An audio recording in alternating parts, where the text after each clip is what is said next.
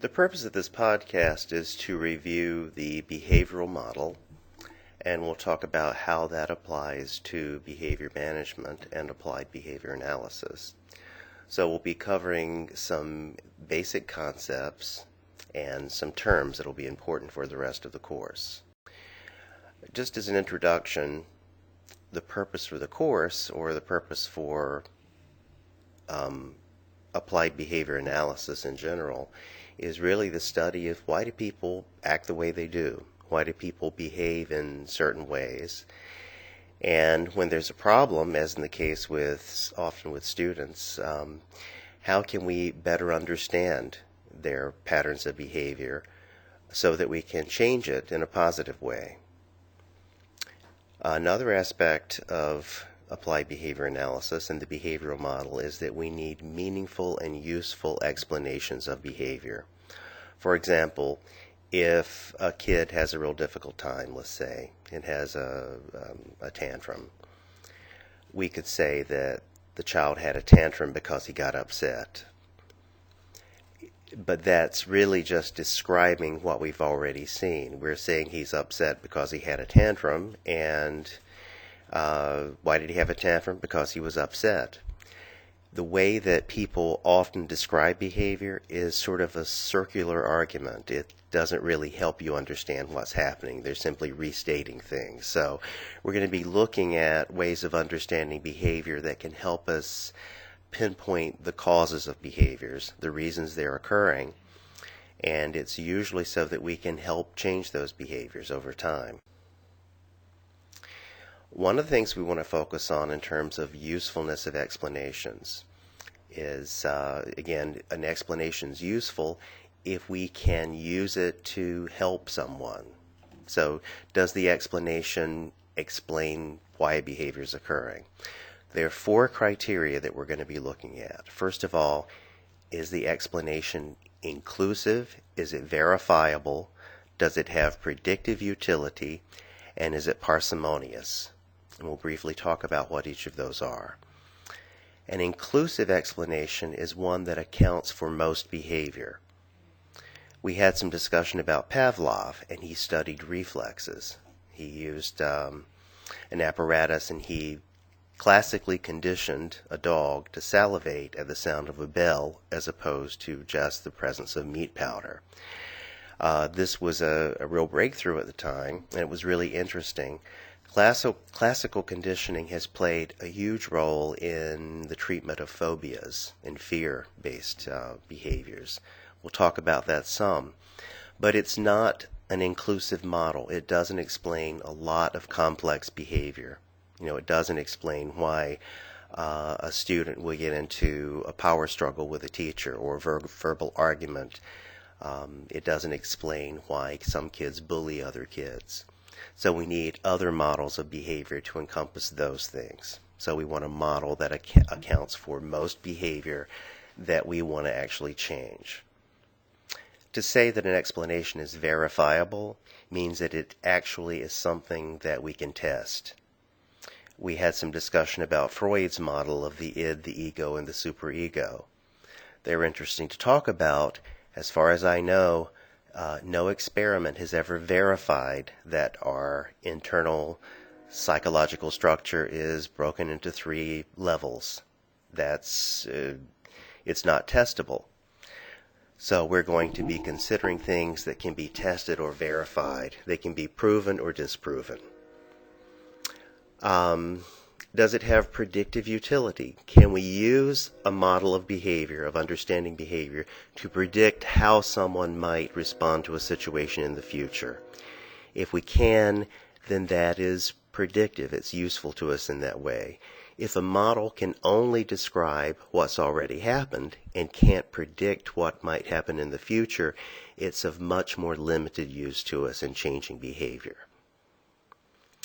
And finally, is an explanation parsimonious? Parsimony, the principle of parsimony, has to do with the simplest explanation.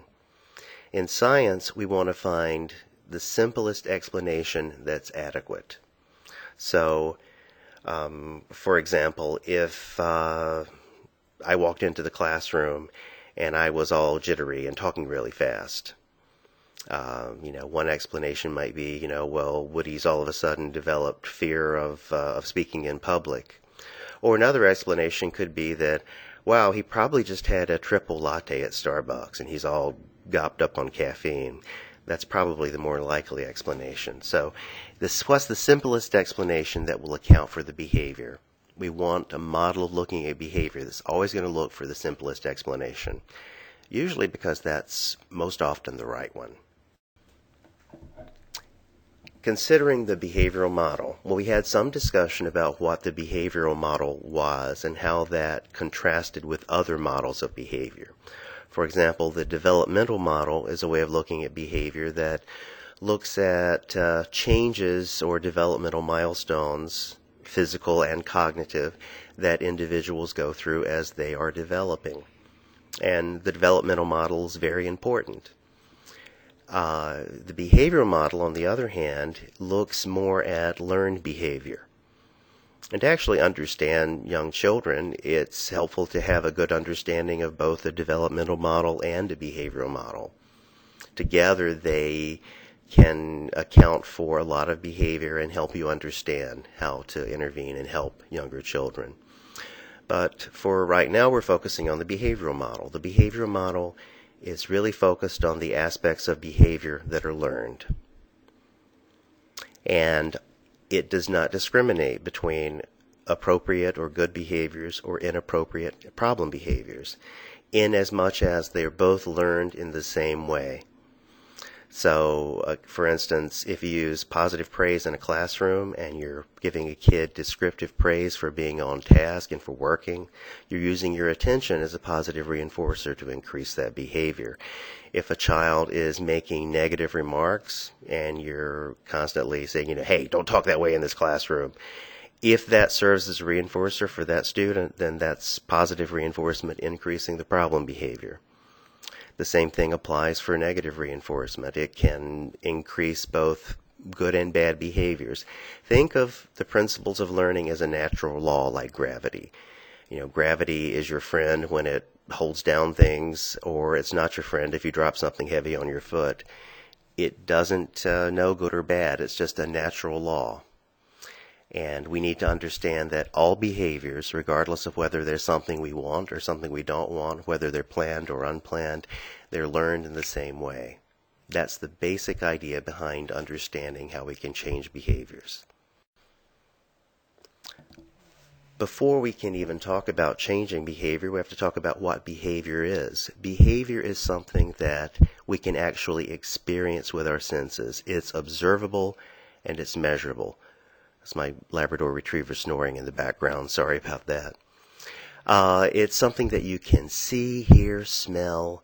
For instance, if you have a behavior, often we'll describe a kid with a problem behavior as going off or having a meltdown. That's a global statement that sort of describes the situation, but it doesn't tell us specifically what the person did. So we're going to get used to describing behavior in a format that uses an action and an object. The action's what the person did, the object received the action. Hits peers, speaks disrespectfully, by making statements such as, "You're really ugly," to adults. So it's something that you can actually see. We can count every time that occurs. We can either see it, we can hear it, you can feel someone pinching you, or you can actually see someone pinching someone else. So that's an observable behavior. When we record behavior, we don't focus on what we perceive to be the person's internal state.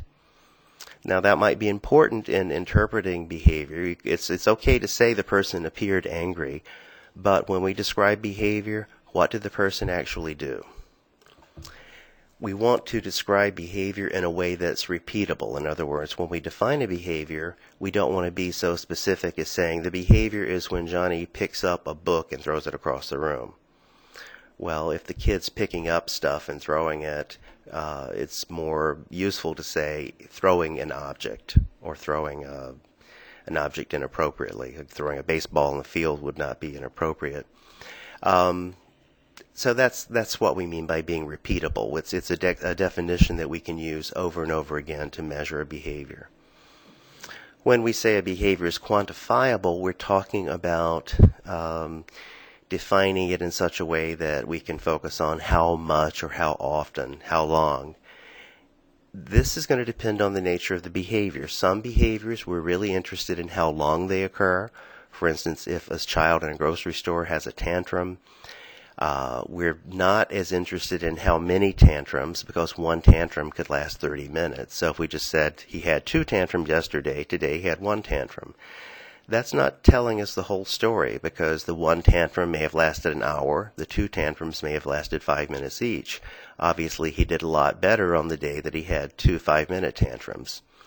So sometimes the focus is going to be how long a behavior occurs, sometimes it's going to be how many times it occurs. There are different ways of measuring behavior that fit different situations.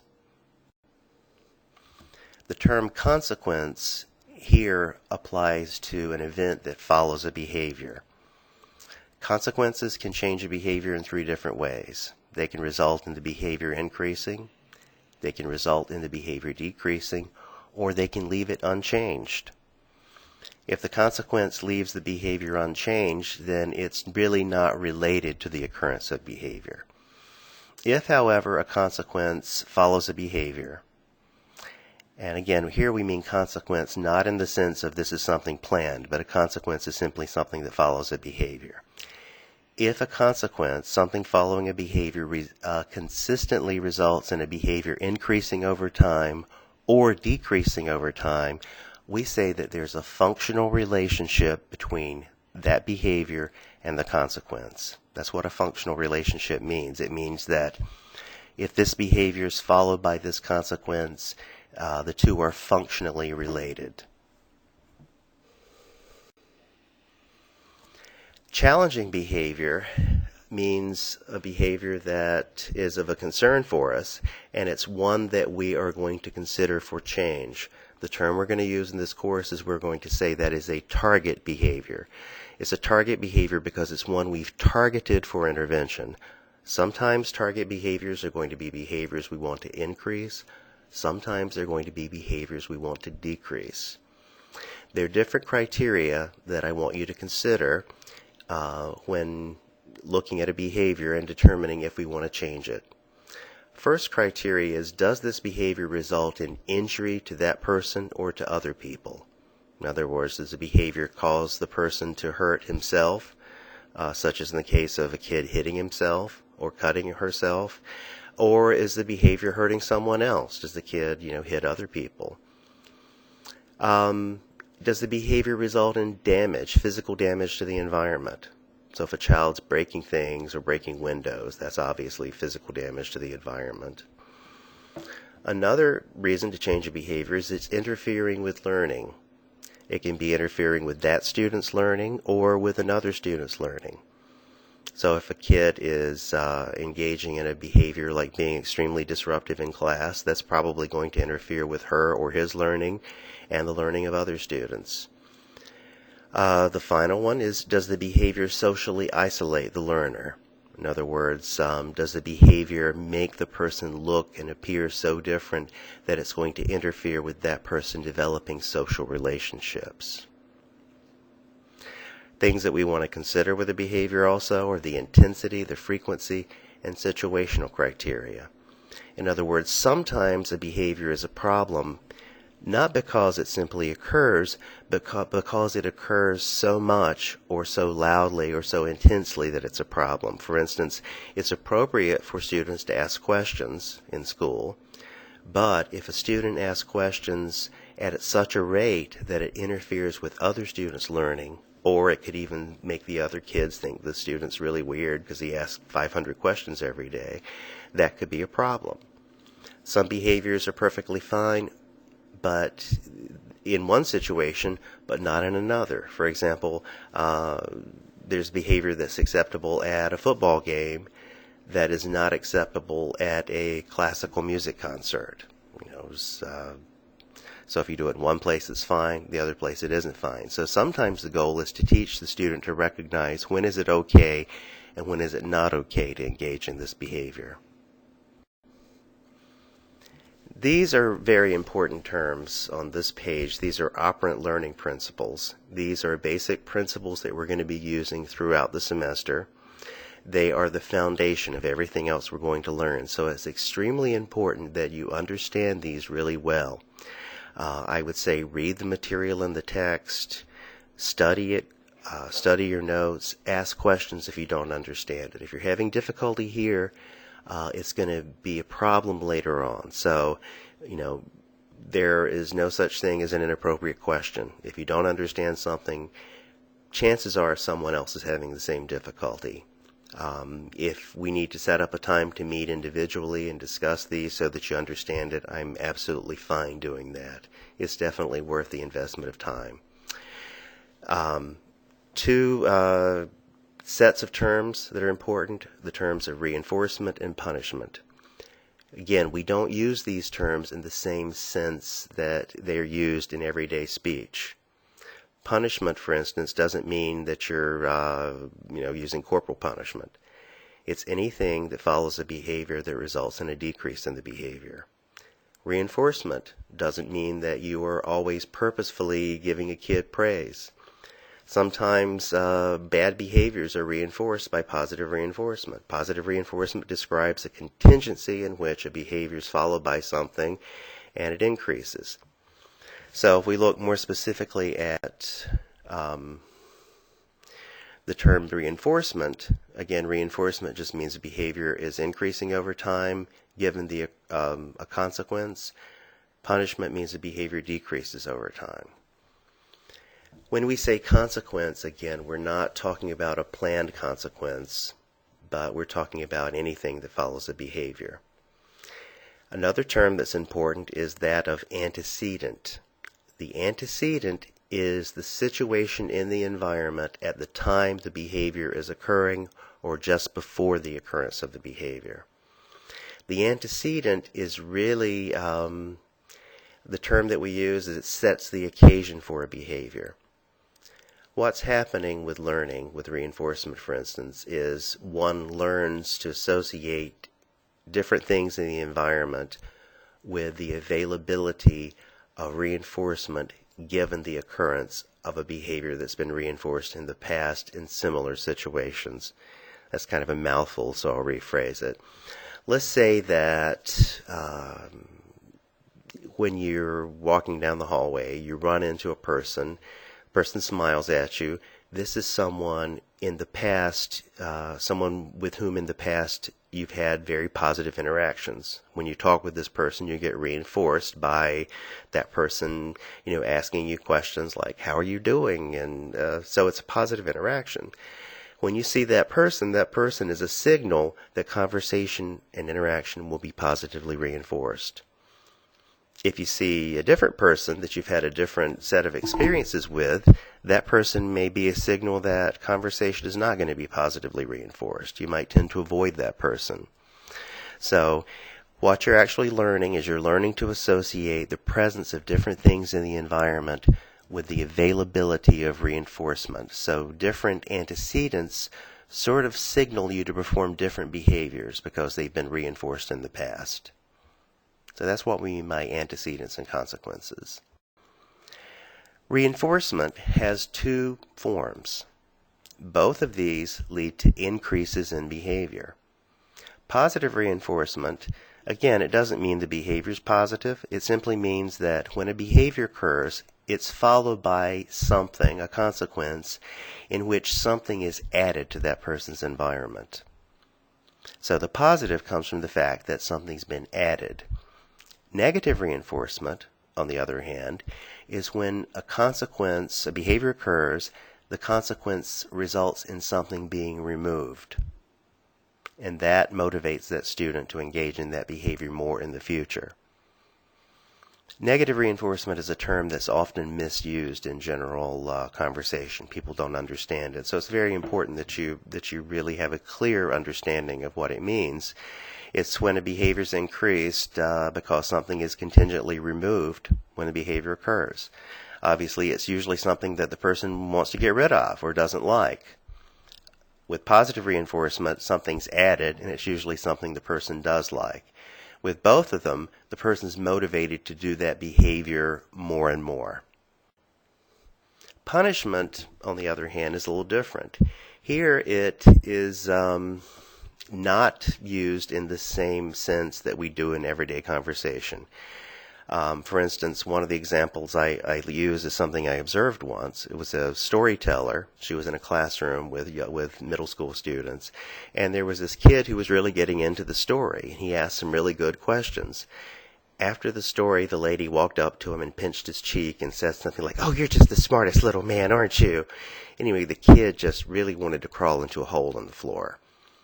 And anytime that person came back to do the storytelling, this kid never said anything else.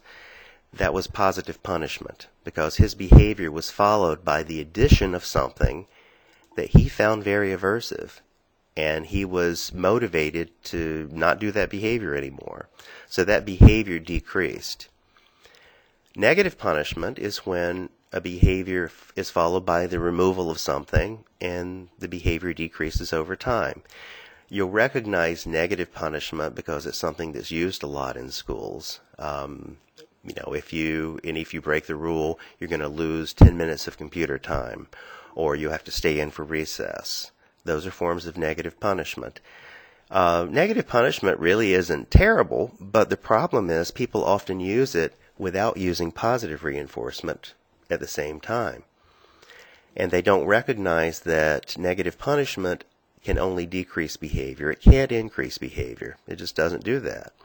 To increase behavior, you need to use reinforcement. So if you use something like negative punishment, first of all, you should try using a reinforcement-based intervention first. You only use negative punishment if another intervention isn't working. My experience has been that I often find I don't have to use it if I'm real effective in using reinforcement interventions.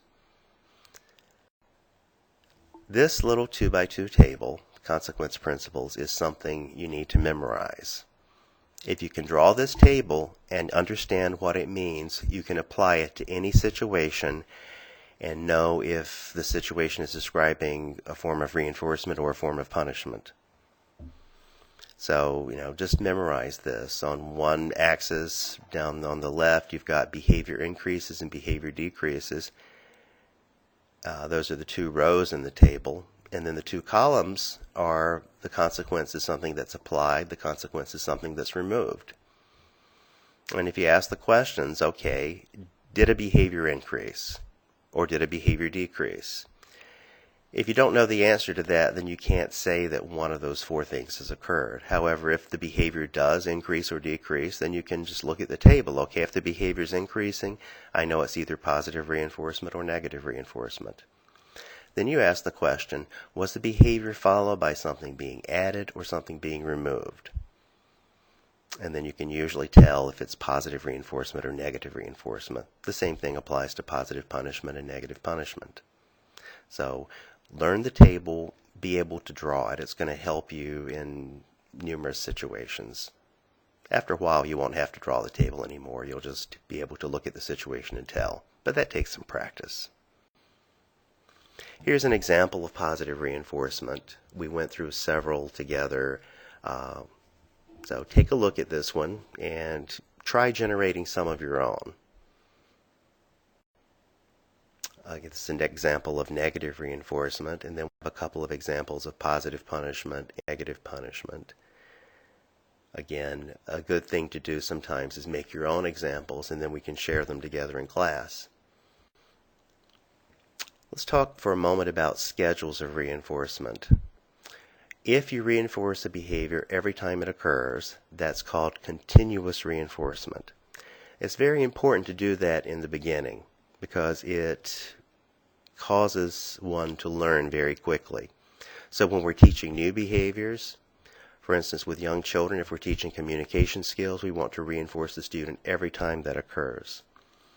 However, if you reinforce every time, it makes the person very susceptible to extinction. Extinction we haven't gotten to yet, but that's when you stop reinforcing a behavior that's been reinforced in the past. Intermittent reinforcement is a way that you build resistance to extinction. So after a behavior has been learned and the student's performing it pretty regularly, we want to shift from continuous reinforcement to some kind of intermittent reinforcement. We can do intermittent reinforcement in two ways. We can do ratio reinforcement or interval reinforcement. Ratio reinforcement means that we reinforce a behavior given the number of times it occurs. Like every third time this student uses this communication skill, we're going to reinforce them. Interval reinforcement has to do with the period of time. So it would be if this student is on task for 2 minutes, we're going to reinforce them. Every 2 minutes they're on task, and then we can increase that interval over time. Both ratio and interval schedules of reinforcement can be fixed or variable. Fixed means that the interval or the ratio does not change. It stays the same. So it's every third time, or every 2 minutes followed by the next 2 minutes. That's usually how we'll start out with intermittent reinforcement. Pretty quickly, though, we want to switch to variable reinforcement. That simply means that you're reinforced on average every 5 times, let's say. So it might be the kid's reinforced after 3 times, and the next time after 5 times, the next time after 6 times. And if you average them together, it's going to be a ratio of 5 on average. Interval reinforcement works the same way. You'd reinforce the kid for being on task after 2 minutes, and then after 3 minutes, and then after a minute and a half, then after 4 minutes.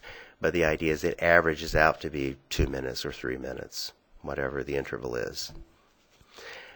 The feature of variable reinforcement schedules is that they're less predictable to the student. The student doesn't know exactly when he or she is going to be reinforced. So they really help build resistance to extinction. If you really want to understand schedules of reinforcement and how it relates to extinction, think about a vending machine. You're used to being reinforced every time you put money in it and push a button. It's a continuous schedule of reinforcement. Think of another machine. Think of a slot machine. You put money in it, you push a button, dials and lights, dials spin, lights flash. Maybe you'll get something, maybe you won't. People will stand at a slot machine and push the button over and over again with no payoff. The reason is it's a variable schedule of reinforcement. They don't expect it to pay off every time, so they'll keep pushing it without getting reinforced. With the vending machine, you expect to get reinforced every time. Maybe you'll push it one more time if you're really thirsty or if you really need some caffeine. You're not going to keep pushing it over and over like a slot machine because it's a different schedule of reinforcement. Here's a little table that's helpful just in understanding different schedules of reinforcement. You have fixed schedules and variable schedules. You have ratio schedules and interval schedules. Like the table with reinforcement, this would be a good one just to be able to draw. It's pretty simple. I find tables helpful myself. If you find drawing diagrams or some other way helpful, then use those. But this is something that's helpful to me. I think it will be to you as well.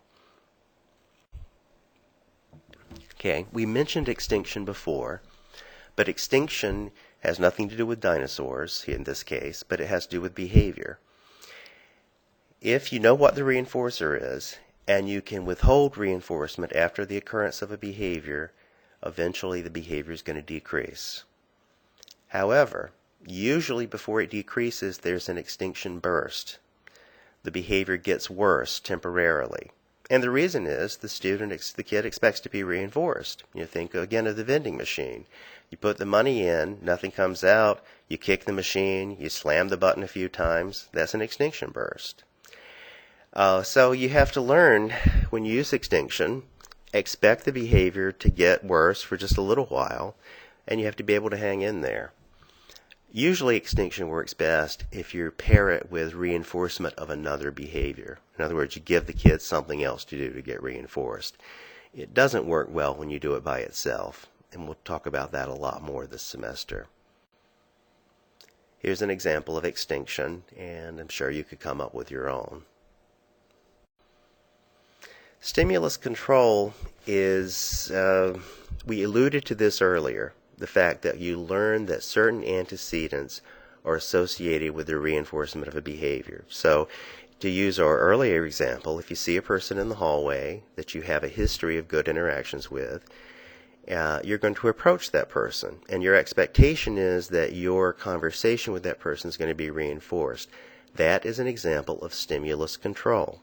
In other words, the stimuli or things present in the environment have an influence over your behavior because you've learned to associate certain things in the environment with reinforcement. Now, what we want to learn is how can we use stimulus control to help us with managing behavior. There's some important things we're going to learn. One of the units we'll get into very soon is just how do you set up an environment in a classroom. We want to set up the environment so that it facilitates learning and it facilitates the kind of behavior we want to see. Modeling is when one learns by seeing a behavior demonstrated. Teachers always have to be aware of the way they react to situations because our students are always watching us. We're always modeling how to behave to our students. That's why it's really important for teachers not to lose control and yell and scream at students. Because one thing you're doing is you're modeling to your students then. If I'm in a situation I'm upset, yelling and screaming is an okay way to deal with it. So it's really interesting when sometimes when teachers respond to situations by yelling and screaming, but they get very upset when their students do the same behavior, and their students are simply imitating what they see their teachers doing. So modeling is a very powerful way to teach behavior. It's the way that most of us learned social skills and learned to talk. We imitated adults. We imitated other people. We'll be talking about modeling a lot and how we can use it to teach different behaviors. Just like reinforcement, though, you have to be aware that modeling occurs whether we mean it to or not. So you always have to be aware with your behavior around students.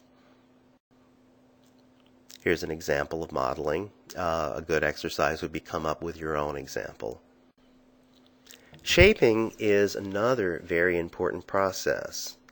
It is the closest thing, I think, to an art when we get to applied behavior analysis.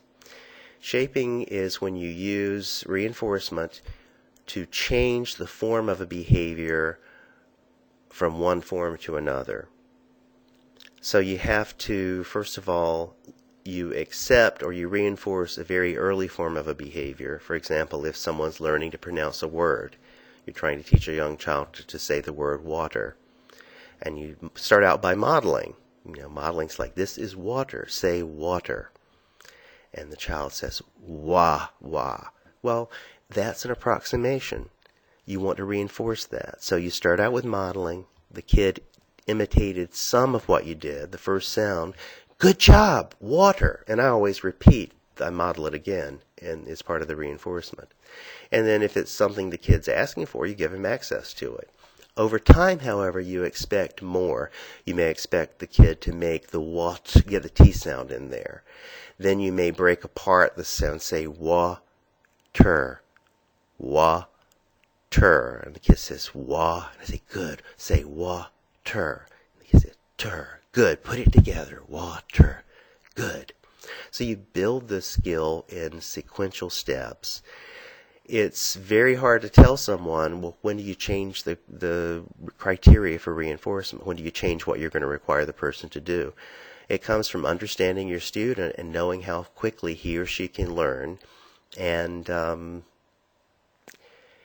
how difficult that skill is to that student. One skill may be very easy for one student, very difficult for another, so you may have to go more slowly with a different student.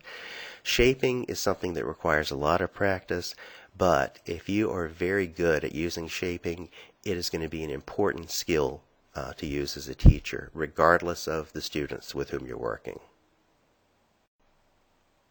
Here's an example of shaping. I think this is the one that we just did. So, our task as a behaviorist or a behavior analyst is we want to be able to describe behavior in observable and measurable terms. We want to be able to talk about the conditions that lead to behavior. In other words, what are the antecedents? What are the situations in which it will occur? And what are the things that reinforce the behavior? That comes from understanding learning principles like positive reinforcement, negative reinforcement, and understanding how they might predict how someone will behave in the future. It doesn't mean that physiological factors are not important as well. Heredity is a factor, developmental stages, those are all very important. And the extent to which you have a good understanding of developmental phases, the extent to which you understand how physiological factors might affect a kid's behavior, those are important as well. But the focus of this course is going to be looking at principles of learning and how learning affects behavior and how it works with things like physiological conditions. We're going to be focusing on understanding immediate changes in the environment, but also we'll look at other things that might affect a student's behavior. What happened the night before? What's going on at home? And how will that affect a student's behavior at school? What are situations that might be making the behavior worse at school? How can we change those things? So we'll be looking at using different tools to change behavior over time. So this is just, it's just an intro. I hope this podcast was helpful to you, and it's available to you to listen to whenever you like. I'll be doing more of them, and they'll be available on the course Blackboard page. Thank you very much.